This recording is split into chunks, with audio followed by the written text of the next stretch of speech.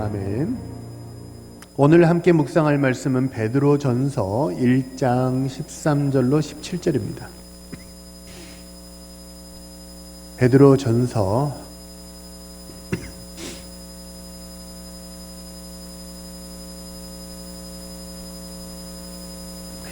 1장 13절로 17절의 말씀 우리 함께 읽겠습니다. 1장 13절입니다. 그러므로 너희 마음의 허리를 동이고 근신하여 예수 그리스도께서 나타나실 때에 너희에게 가져다 주실 은혜를 온전히 바랄지어다. 너희가 순종하는 자식처럼 전에 알지 못하던 때에 따르던 너희 사역을 본받지 말고 오직 너희를 부르신 거룩한 이처럼 너희도 모든 행실에 거룩한 자가 되라. 기록되었을 때 내가 거룩하니 너희도 거룩할지어다 하셨느니라. 외모로 보시지 않고 각 사람의 행위대로 심판하시는 이를 너희가 아버지라 부른즉 너희가 나그네로 있을 때를 두려움으로 지내라. 아멘. 한번 우리 앞뒤 좌우 옆 사람과 서로 인사하시죠. 메리 크리스마스. 복된 성탄 되세요.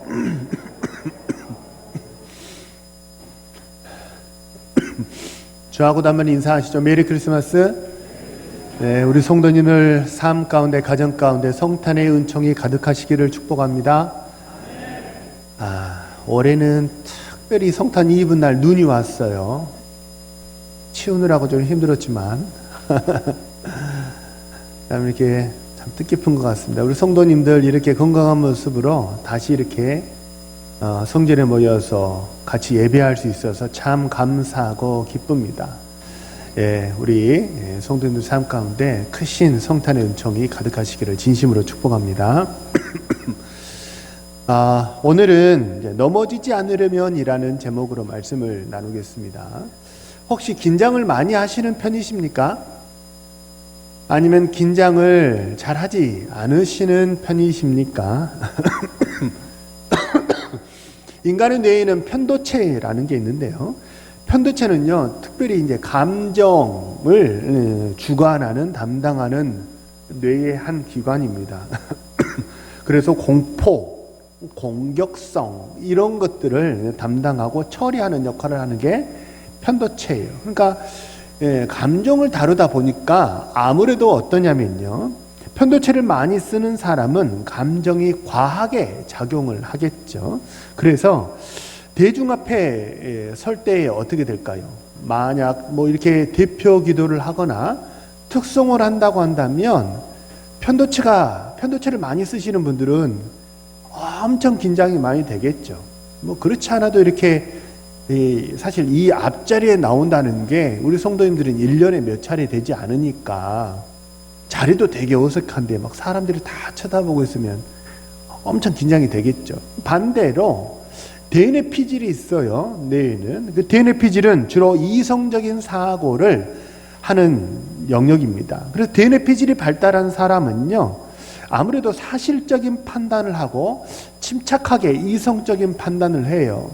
그러면 편도체를 쓰는 사람보다 대뇌 피질을 쓰는 사람은 어떨까요? 아무래도 대표 기도를 하거나 이렇게 특송을 할 때에도 아무래도 긴장이 되긴 하겠지만 좀 긴장이 덜 되지 않겠습니까? 근데 길이라는 것은 자꾸 다니면 생기지 않습니까? 그죠? 길이라는 것은 원래부터 있었던 게 아니고 사람이 다니면 만들어지는 게 길이고 또 자꾸 다니다 보면 넓어지는 게 길이죠. 그래서 어떤 경우에 편도체를 써야 할지, 어떤 경우에 대뇌 피질을 써야 할지 자꾸 상황을 분별하고 그 상황에 맞는 것을 꺼내서 쓰다 보면 그러면 잠언에 있는 말씀대로 은쟁반에 금사와 같은 그런 성숙한 삶, 그 상황에 맞는 그런 지혜로운 삶을 살게 될 줄로 믿습니다. 오늘 본문의 베드로는요 13절에 보면 너희 마음의 허리를 동이라 이렇게 얘기를 해요. 마음의 허리를 동이라 그랬는데 마음이라는 게 허리가 있고 다리가 있고 막 그런 건 아니잖아요. 이게 무슨 얘기냐면 이 유대인들이 입었던 옷은요, 마치 우리 조선시대에 입었던 한복처럼 이렇게 치렁치렁하게 통으로 된 옷입니다. 그러니까 그 통으로 된 옷을 입고 일을 하려면 어떻게 될까요? 좀 걸그적거리겠죠. 그래서 뭔가 일을 해야 되겠다. 뭔가 이제 좀 신속하게 뭘 처리하고 뭔가 다가올 것을 준비해야 되겠다. 라고 하면 어떻게 되냐면 마치 우리 어머니들이 김장하고 일하실 때 이렇게 한복을 허리를 이렇게 묶으셨잖아요. 그런 것처럼 유대인들도 끈으로 통으로 된 옷을 묶었다고 해요. 그 얘기를 하는 겁니다. 그래서 성경에서 허리를 묶는다라는 말은 어떤 뜻이냐면 긴장하다, 또 집중하다, 무언가를 하도록 준비태세를 갖추다. 그런 의미의 말이 이제 허리를 동이다입니다. 베드로는 이 서신을 받는 성도들에게 허리를 동이라 이렇게 얘기를 해요. 왜 그러냐면 베드로가 긴장해야 할 때 긴장하지 못하고 아주 느슨하게 있다가 아주 큰 코 다친 경험이 있기 때문입니다. 무슨 사건이에요? 주님을 3번 부인한 사건이죠. 주님은 누가복음 22장 31절에서 분명히 겟세마네 동산으로 올라가시기 전에 베드로에게 얘기하셨어요. 사탄이 밀가부르듯 하려고 밀을 타작하듯이 너희들을 완전히 이렇게 까부수려고 너희에게 다가올 거야. 긴장해, 조심해, 주의해. 사탄하고 맞서 싸울 준비를 해야 해. 주님이 분명히 베드로에게 밀가부르듯 하려고 한다고 그렇게 베드로에게 경고를 주었지만, 그렇지만 베드로는 어땠습니까? 마태복음 26장 40절에 보면 정작 주님이 겟세마네 동산에서 십자가를 짊어지기 직전에, 주님이라고 십자가를 그냥 막 질 수 있는 건 아니잖아요. 마음 단단히 먹고 뜻을 딱 굳게 하고 마음을 단단히 먹고 그래야 십자가를 질 수 있었겠죠. 그래서 주님은 겟세마네 동산에서 땀방울이 핏방울이 될 정도로 집중해서 기도하시고 무장을 하셨어요. 그때 제자들은 어땠습니까? 쿨쿨쿨 잠만 잤죠. 그래서 주님이 너희들이 한시도 깨어 있을 수 없더냐 이렇게 제자들을 책망하지 않았습니까? 그래서 베드로는 깨어 있어야 할 때, 긴장해야 할 때 긴장하지 않아서 이렇게 큰 실수를 하게 됐다는 거예요. 이스라엘도 그랬습니다. 이스라엘은 가나안 정복 전쟁, 첫 번째 전쟁이 아주 참 힘든 전쟁이었어요. 가나안 첫 번째 전쟁이 여리고성 전투였거든요. 여리고성 전투는 그 누구도 쉽게 장담할 수 없는 굉장히 높은 고지대에 있는 단단한 성이, 크고 단단한 성이 여리고였습니다. 그 여리고성을 점령할 때 그때 이스라엘은 어땠습니까? 깨어 있었어요. 집중했어요. 하나님이 말씀하십니다. 여리고성을 하루에 한 바퀴씩 돌고 마지막 날 7바퀴 돌아라. 7일째 되는 날만 7바퀴 돌아라. 뭔가 좀 변칙이 있죠. 그리고 주의해라. 여리고성을 돌 때에는 절대로 말을 하면 돼요, 안 돼요? 말하면 돼요, 안 돼요? 안 돼요. 근데 이스라엘이 출애굽할 때 남자 장정이 얼마나 됐어요? 60만 명이었잖아요. 물론 출애굽 1세대가 가나안에서 이 광야에서 죽고 지금 가나안에 들어가는 건 출애굽 2세대긴 하지만 그렇게 인구가 좀 줄긴 했어요. 장정이 좀 줄긴 했어요. 그래도 58만 명, 59만 명이에요. 장정이. 근데 그 58만 명, 59만 명이 여리고성을 돌 때 한마디도 하지 말아라. 그랬을 때 말했어요, 안 했어요? 안 했어요. 자, 박수를 3번 한번 쳐볼까요? 박수 3번 시작. 그렇다니까, 이렇다니까. 여기 한 70명 모였는데도 박수 3번 시작하면 짝짝짝 이게 안 맞아. 박수 5번 시작. 그렇다니까 안 맞아. 6번 치잖아. 여기 한 70명도 이렇게 안 맞아요. 근데 생각해 보세요. 이게 결코 쉽지 않습니다. 거의 60만 명 되는 사람이 아야 발을 헛디뎠어. 돌불에 발이 삐었어. 그래서 아야 그럴 수 있잖아요. 60만 명 되는 사람이 여리고성을 7일 동안에 도는데 한마디도 하지 말아라 그러니까 한마디도 하지 않았어요. 왜요? 깨어 있었기 때문입니다. 집중하라 할 때, 하나님이 집중하라 할 때 그들은 집중했기 때문이에요. 그래서 저 큰 성 여리고성을 그들은 점령할 수 있었어요. 그런데 그렇게나 큰 성을 점령했던 이스라엘이 그 다음 전투 아이성에서는 어땠어요?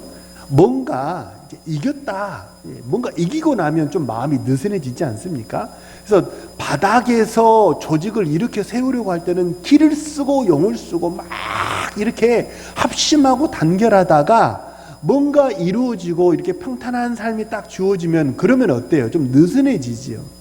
이 이스라엘이 그랬다는 거예요. 그래서 여리고성은 집중해서 그 큰 성을 넘어뜨렸지만 그 작은 성 아이성은 아이와 같이 작은 성이에요. 아이성이에요. 그 이기지 못해가지고 대패하지 않습니까? 우리가 성경에서 가장 큰 인물을 꼽으라고 한다면 다윗을 꼽을 수 있을 겁니다.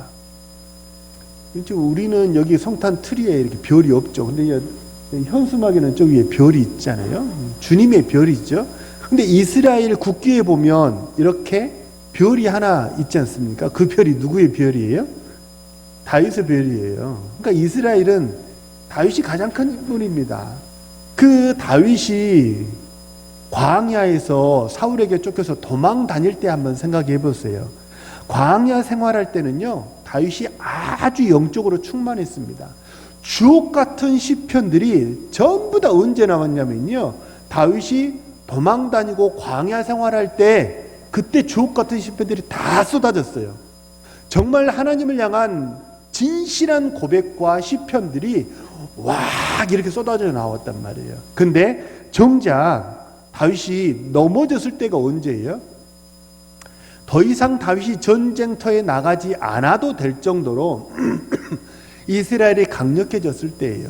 뭔가 됐다 싶은 거죠. 그때 다윗이 집중하지 않고 긴장하지 않아서 넘어졌다는 거예요. 등산 좋아하십니까? 근데 등산도 그렇다고 하잖아요. 올라갈 때보다 내려올 때 사고가 훨씬 더 많이 난다고 하죠. 이유가 뭐예요? 올라갈 때는 정복해야 하니까 긴장하고 집중하지만 내려올 때는 어때요? 이제 다 됐다 싶어서 방심하다가 다리도 부러지고 삐고 다치고 그렇게 되는 거죠. 성경 말씀도 그런 구절이 있습니다. 그런즉 선줄로 생각하는 자는 뭐하라? 넘어질까? 조심하라. 성경은 그렇게 우리에게 말씀합니다. 이 말씀을 꼭 기억하시고 늘 깨어서 온전히 승리하시는 우리 신실한 주의 백성 되시기를 주님의 이름으로 축복합니다. 자, 그러면 어떻게 해야 넘어지지 않을 수 있을까요? 우리 본문 13절에 다시 보면요. 13절을 보면 예수 그리스도께서 나타나실 때에 라고 하는데 이 말은 재림을 말하는 거죠. 예수 그리스도께서 나타나신다. 재림의 때예요. 너희에게 주실 은혜라는 것은 이건 뭐냐면 우리가 받을 면류관이에요. 상급이고 면류관입니다. 주님이 다시 오실 때, 이 땅에서 다시 오실 때 하나님 말씀에 잘 순종하고 정복전쟁을 잘했던 사람은 어떻다는 거예요? 주님이 상급과 면류관을 주신다는 거죠. 넘어지지 않을 첫 번째 방법은요, 목표에 집중하셔야 돼요. 우리가 받을 면류관, 이것에 우리의 시선을 고정하고 살아간다면 넘어지지 않을 수 있을 것입니다. 목표가 없는 사람이죠, 넘어지고 흔들리는 거예요. 잠언 말씀에도 그런 말씀 있지 않습니까? 묵시가 없는 백성은 어떻게 된다고요? 방자하게 행한다 그러잖아요. 그죠? 묵시는 비전이에요. 꿈이에요. 목표예요. 목표가 있으면 타겟이 분명하면 어때요? 푯대를 향해서 딱 그것만 보고 달려가는데 목표가 흔들리면 어떻게 돼요? 목표가 없으면 갈짓자로 흔들리게 된다는 거죠. 혹시 들어보셨습니까? 미국에서는요 1마일 달리기가 유행한다고 해요. 1마일 1마일이라고 하면 킬로미터로 환산하면 대략 한 1.6km쯤 된다고 해요. 1마일 달리기가 굉장히 아주 오래됐다고 해요. 근데 1마일을 전력으로 달리기를 하면요, 그러면 어떻게 되냐면 마치 마라톤 한 것과 같은 건강 효과가 있다고 해요. 이건 실제로 의학적으로 검증이 됐다고 해요. 그래서 딱 마라톤까지 우리는 달리기가 사실 너무 힘들잖아요. 근데 1마일을 달리는데 1마일 달리기 챌린지의 목표가 뭐냐면요, 4분 내로 들어오는 거예요. 좀 어렵겠죠, 우리들은. 근데 어쨌든 4분 내로 1마일 주파하기, 이 챌린지가 유행을 했는데, 옥스퍼드의 의대생 호주 사람 존 랜디가 3분 58초에 통과했습니다. 그리고 로저 베니스터가 3분 59초에 통과했고요. 멜버른 대학생 호주 사람 존 랜디가 3분 58초에 왔어요. 그러니까 1등과 2등의 기록 차이가 몇 초 차이밖에 되지 않아요? 딱 1초 차이예요. 1초 차이밖에 나지 않으면요, 그러면 사람들이 심리가 어떠냐면, 두 사람 이쯤 되면 뭐 해요? 시합을 붙이죠. 그래서 딱 이 두 사람만 대상으로 하는 시합을 열었어요. 1마일 달리기, 과연 누가 우승할 수 있을까? 그래서 시합을 열었는데, 기록이 1초 빨랐던 존 랜디가 거의 지금 결승전 코앞까지 다 왔답니다. 이기는 거지요. 근데 내가 달려가지고 결승전 골이 나기 직전에 이 존 랜디가 이 베니스터가 어디만큼 왔는지 너무 마음이 궁금하더래요. 이 실제 있었던 일입니다. 너무 궁금해가지고 결승전 코앞에서 이제 다 왔으니까 이렇게 딱 뒤돌아봤는데 무슨 일이 일어났어요? 뒤돌아보는 사이에 베니스터가 들어가가지고 졌다는 거 아니에요. 그 결승전 코앞에서 그냥 딱 테이프 끊고 뒤돌아봐도 되는데, 테이프 끊기 직전에 뒤돌아보다가 베니스터가 기회는 찬스다 싶어가지고 쑥 들어가가지고, 그래서 1등을 했다는 거예요. 그래서 1등과 2등이 바뀐 거예요. 우리나라도 이런 경험이 있지 않습니까? 이번 여름에 항저우에서 아시안게임 했죠. 기억나세요? 정말 얼마나 화가 났습니까? TV 보는 우리들도 화가 났죠. 스케이트 3000m 계주하는데 결승전 코앞에서 사진도 찍혔어요. 사진도. 이렇게 하는 그 사이에 중국 사람이, 대만 선수가 칼날 밀어넣기에서 그 1등과 2등 차이가 몇 초예요? 0.03초예요. 0.03초 차이로 금메달과 은메달이 바뀌어버린 거예요. 얼마나 억울하겠어요. 게다가 3000m는 계주잖아요. 계주. 나 혼자 뛰는 게 아니고, 그러니까 이 팀원들에게도 얼마나 미안해요. 스케이트만 그랬습니까? 야구도 그랬죠. 야구도 2루타 치고, 내가 2루타 쳤다고, 이렇게 막, 우리 덕아웃을 향해서, 한국 덕아웃을 향해서 막, 강모 선수가 이렇게 세리머니 하다가 견제사에서 죽었잖아요. 그래가지고 이 강모 선수가 우리나라 차기 4번 타자 후보인데 욕 엄청 먹었잖아요. 그죠? 깨어있지 않으면요, 끝날 때까지는 끝난 게 아니에요. 그래서 깨어있지 않으면 어떻게 됩니까? 수년 동안 훈련하고 노력했던 게 순간 어떻게 되어버린 거예요? 다 물거품이 되어버린다는 거예요. 바라고 소망합니다. 우리 사랑하는 모든 동원의 성도님들, 주님 다시 오실 때까지 표대를 향해서 그것만 바라보시고 집중하시고 온전히 전심하고 전력하는 우리 사랑하는 모든 성도님들 되시기를 주님의 이름으로 축복합니다. 어떻게 해야 면류관을 받을 수 있을까요? 우리가 받을 면류관이 뭐예요? 면류관이 다른 게 아닙니다. 우리가 면류관 받는 방법 참 어렵지 않아요. 하나님이 좋아하시는 거 하시면 돼요. 하나님이 하라고 하시는 거 하면 되거든요. 데살로니가 전서 2장 19절에 보면 뭐라고 그러냐면요, 사람이 면류관이래요. 주님 다시 오실 때 우리 기쁨이나 자랑이나 소망이나 우리 면류관이 바로 너희가 아니냐, 데살로니가 교회 교인들을 향해서 말하거든요. 진짜 중요한 건 뭐예요? 이 땅에 살면서 제일 중요한 건 뭐예요? 돈이 아니에요. 돈이 이 땅에 놓고 가잖아요. 사람의 영혼은 천국까지 같이 가는 거예요. 이 땅에서 돈 다 놓고 갈 거, 창고에 막 누가복음 비유에 보면 어리석은 부자 비유 나오잖아요. 창고에 막 쌓아놓고 이렇게나 많이 쌓아놓았으니까 편안하게 노후 생활 할 수 있겠지라고 생각하는 그 순간 주님이 데려간다고. 그러면 그 쌓아놓은 것이 누구 것이 되겠냐고. 그래서 버는 사람 따로 있고 쓰는 사람 따로 있다는 거예요. 가장 중요한 건 돈이 아니에요. 가장 중요한 건 건물도 아니에요. 우리 동원교회에서 가장 소중한 가치는 뭐예요? 동원교회 건물이 아니에요. 우리 동원교회 건평, 건물 이게 아니에요. 여기 앉아 계신 우리 동원교회 성도님들인 줄로 믿으시길 바랍니다. 우리 옆에 사람에게 한번 인사하시죠. 당신이 가장 소중합니다. 네. 그래서 정말 소중한 가치, 푯대를 향해서 시선을 고정하고 전진이 나가야 되는데, 우리가 고정해야 될 푯대, 그 시선은 뭐예요?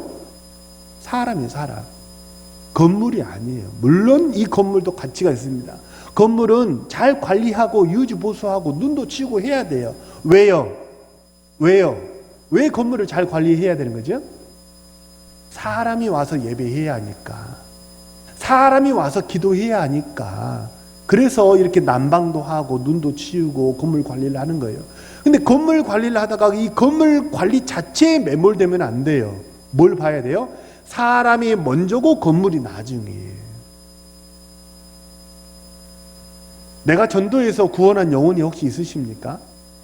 한번 생각해 보세요. 내 평생 내가 신앙생활하면서 내가 전도해서 예수 믿게 한 영혼이 있으십니까? 혹시 내가 지금 교회에 왔을 때 내 마음속에 영적인 부담감을 주는, 내가 참 돌봐야 되겠다라고 생각하는 그 영혼이 우리 교회에 있으십니까? 사람이 보여야 돼요. 사람이. 진짜 소중한 그 사람이, 눈에 보이는 사람이 어떤 사람이에요? 넘어지지 않는 사람이라는 거예요. 주님이 이 땅에 3년의 공생에 사시면서 하늘로 승천하셨습니다. 3년의 공생애 동안 주님이 이 땅에서 남기신 게 뭐예요? 건물이 아니에요. 주님이 남기신 건 조직도 아니에요. 주님이 남기신 건 뭐예요? 12명의 사람이에요, 사람. 우리 동원의 성도님들도 주님처럼 12명의 제자를 남기는, 사람을 구원하는, 거기에 전심하고 전력하는 우리 성도님들 되시기를 주님의 이름으로 축복합니다. 원치 않는 고난을 만났을 때 사실 가장 중요한 건 내가 깨어 있어야 됩니다. 내가 넘어지는 것을 사실 누구 탓을 하겠습니까? 내가 강건하지 못해서 넘어진 걸요. 하지만 하나님은 각자 도생하게 하지 않으셨어요. 이게 굉장히 중요합니다. 구원은 각자가 받는 거예요. 아버지가 목사라고 자식이 구원받는 거 아니고, 우리 집안이 3대째 믿고 4대째 믿었다고 손주가 저절로 천국 가는 거 아니에요. 그런 건 없습니다. 내가 예수 믿어야 돼요. 내가 예수 믿고 내가 구원받아야 돼요. 구원은 개별적으로 이루어집니다. 그런데 구원은 개별적으로 이루어지지만 구원 이후의 성장은 반드시 공동체적으로 이루어집니다. 그래서 하나님은요, 각자 도생하게 하지 않으셨어요. 구원은 개별적으로 받았으니까 너희 신앙 잘 돌보고 성장하는 거 알아서 하거라. 하나님 그렇게 하지 않았다는 거예요. 각자 도생하게 하지 않고 하나님은 뭘 만드셨어요? 교회를 만드셨어요. 교회는 뭐예요? 구원받은 성도들이 서로 돌아보아 사랑과 선행을 격려하며 주님 다시 오시는 그날까지 믿음 생활 잘 하게 하려고 만들어 놓은 것이 교회인 줄로 믿습니다. 그래서 교회에서는 반드시 영적인 네트워크가 있어야 돼요. 네트워크. 이게 참 묘합니다. 예배는 하나님께 드리잖아요. 그래서 하나님 바라보고 기도하고 하나님 바라보고 찬양하고 하나님 바라보고 말씀도 받았습니다. 그런데 성도들과 한마디도 나누지 않고 집에 싹 가셨어요. 믿음이 자라요, 안 자라요? 그거 묘합니다. 교회는 분명 하나님께 예배하는 곳인데 성도들과 관계가 좋지 않아요. 그리고 집으로 쑥 가셨어요. 10년 신앙생활하고 20년 신앙생활해도 잘하지 않아요. 묘해요. 왜요? 구원은 개별적으로 이루어지지만 구원 이후의 성장은 공동체적으로 이루어지도록 하나님이 만들어 놓으셨기 때문에 그래요. 그래서 장작불 하나가 모이고 장작불이 모였을 때, 그럴 때 어떻게 되는 거예요? 우리 믿음이 커지는 거예요. 교회 오시면 사람이 보여야 돼요.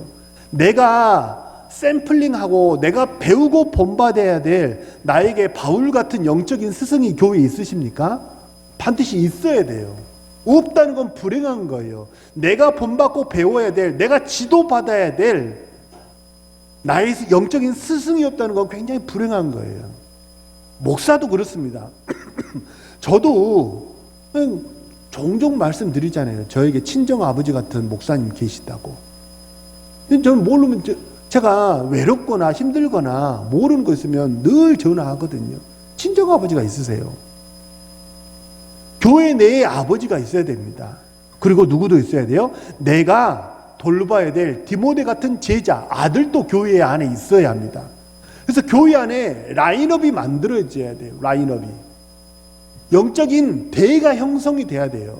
아버지 세대, 자녀 세대, 손주 세대 이렇게 대를 거듭해서 내가 누군가를 돌보고 누군가를 케어하고 이렇게 세워야 되는 그런, 내가 배우고 또 내가 누군가를 돌봐야 될 이 대상이 있다는 게 살아있는 교회의 특징이에요. 이것이 없으면 아무리 교회가 100년이 되건 200년이 되건 아무리 세월이 지나도 교회가 발전이 없어요. 성장하지 않아요. 네트워크가 없으면요. 우리 동원교회는 달이 가고 해가 갈수록 사람을 돌보는 이 돌봄 사역이 점점점 흥왕하여 세력을 얻어가기를 간절히 소망하고 기도합니다.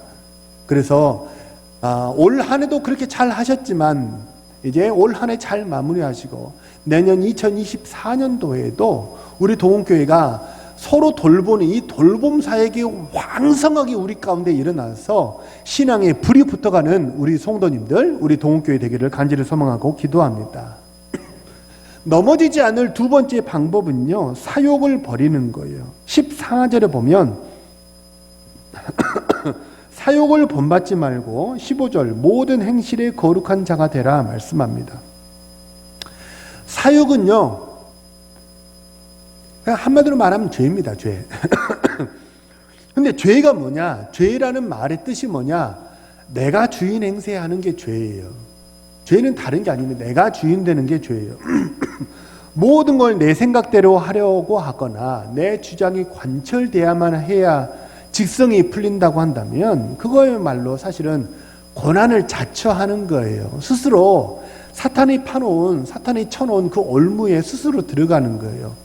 내가 왕좌에 앉으면 그 올무에 들어가는 거예요. 예를 들어서 한번 생각해 보세요. 아무리 내가 돈 주고 산 내 자동차예요. 내가 돈 주고 샀습니다. 우리나라는 운전면허가 없어도 자동차 살 수 있는 나라입니다. 그렇죠? 돈만 있으면 살 수 있어요. 근데 내가 자동차를 4천만 원, 5천만 원, 6천만 원 주고 아주 좋은 새 걸 샀어요. 멋진 걸 샀어요. 근데 문제는 뭐예요? 내가 운전할 줄 몰라요. 근데 내가 돈 주고 산 내 자동차라고 내가 운전할 줄 모르는데, 근데 내가 돈 주고 산 내 자동차라고 내가 운전해야 된다고 그렇게 고집을 피운다고 한다면 어떻게 될까요? 그럼 말에 뭐 하겠습니까? 입만 아프죠. 그냥 불보듯 뻔하죠. 그 비싼 자동차는 망가질 게 뻔하고 나도 다칠 게 뻔하고 영적으로도 마찬가지입니다. 내가 사는 내 인생이라고 그래서 내 마음대로 살 거라고 한다면요, 그 고난 자처하는 거예요. 그 사탄이 파놓은 함정에 빠지는 거라는 거예요. 죄라는 게 다른 게 죄가 아니라 내가 주인 되는 게 죄고요. 거룩이라는 게 반대로 말하면 거룩이라는 게 다른 게 거룩이 아닙니다. 하나님이 주인 되시는 게 거룩이에요. 하나님이 주인 되시면 그러면 점점 내 안에서 영성이 자라갑니다. 영성이라는 게 무슨 명상, 묵상 이런 게 아니에요. 그런 신비적이고 중세 수도원식의 영성 그렇지 않아요. 영성이라는 게 뭐냐면 신비한 명상이 아니라 하나님이 내 삶의 주인 되셔서 나를 이끌어 가고 있다라는 걸 아는 게 뭐예요? 영성이에요. 그게 영성이에요. 믿음이에요. 하나님께 운전대를 맡기시기 바랍니다. 그 성경 그 얘기를 하는 거예요. 그냥 하나님이 인도하시는 대로만 가면 된다는 거예요. 내가 주인 돼서 운전하려고 하면 그 100% 사고 난다는 거예요. 오늘 아침 저 교회 오실 때 자동차로 오시는 분들은 혹시 그 제설은 잘 됐던가요? 도로에? 큰 도로는 됐죠. 근데 이제 뭐 우리 성도님들 중에서도 운전병들이 계시겠지만 사실 저는 운전병 출신입니다. 저는 어떠냐면 이제 제가 좀 겁이 없어요. 저는 눈길도 별로 이렇게 두렵질 않아요. 눈길은 어떻게 대처해야 되는지를 알고, 물론 이렇게 교만하거나 이렇게 함부로 질주할 수 있다 그런 뜻도 아닙니다. 하지만 눈길에 대응하는 방법을 알기 때문에, 그죠? 그래서 혹시 성도님들 눈길에는요 절대 브레이크 밟으시면 안 돼요. 엔진 브레이크 쓰셔야지, 그죠? 주님은 아무리 베테랑 운전수보다 훨씬 더 운전을 잘하시는 분이 우리 주님인 줄로 믿습니다. 우리 인생사례는 오늘 교회 오실 때 눈길보다 훨씬 더 미끄럽고 사고 날 위험이 훨씬 많거든요. 라고 소망합니다. 주님께 운전대를 맡기시고 주님을 신뢰하시기 바랍니다. 그러면 주님께서 우리를 푸른 초장 쉴 만한 물가로 인도해 주실 줄로 믿습니다. 말씀을 정리합니다. 17절에 보면요, 하나님에 대해서 심판자 또는 아버지라 이렇게 17절은 말씀합니다. 우리를 심판하시는 분이시기도 하고 우리의 아버지 되시기도 한다라고 성경은 이야기를 합니다. 심판하시는 하나님 또 아버지, 이 두 모습 다 누구의 모습이라는 거예요? 하나님의 모습이라는 거죠. 그래서 넘어지지 않으려면 심판자의 모습도 우리가 잊지 말고 기억해야 됩니다. 심판하시는 하나님을 생각하면 어떻게 될까요? 긴장하고 집중하겠죠. 그렇게 되겠죠. 하지만 이 세상 하나님 만날 때 긴장하기만 하면 이 세상 어떻게 살겠습니까? 그죠? 그래서 어떤 모습도 있어야 돼요. 우리를 자유로운 목소리와 자유로운 마음으로 인도하시고 보호하시는 아버지의 모습도 겸하여 가지시기를 바랍니다. 심판자의 모습, 아버지의 모습, 이 모두가 다 우리에게 필요합니다. 성탄의 달 우리 12월을 이제 거의 다 맞춰가고 있는데요. 연말 연시입니다. 모임도 많고 이렇게 참 세상도 향락과 쾌락에 이렇게 취해가는 그런 계절인데요. 우리 사랑하는 모든 동원의 성도님들, 이 연말 연시에 심판자 되시고 우리 아버지 되신 우리 하나님을 기억하심으로 우리 이 추운 겨울날 추위에 떨고 있는 혹시 우리 동원의 성도님들은 없는지, 이웃은 없는지 사람에게 집중하셔서 하나님께 큰 상급받고 칭찬받고 멸류관 받는 우리 신실한 주의 백성 되시기를 주님의 이름으로 축복합니다. 우리 주신 말씀을 놓고 한번 합심해서 통성으로 기도합니다.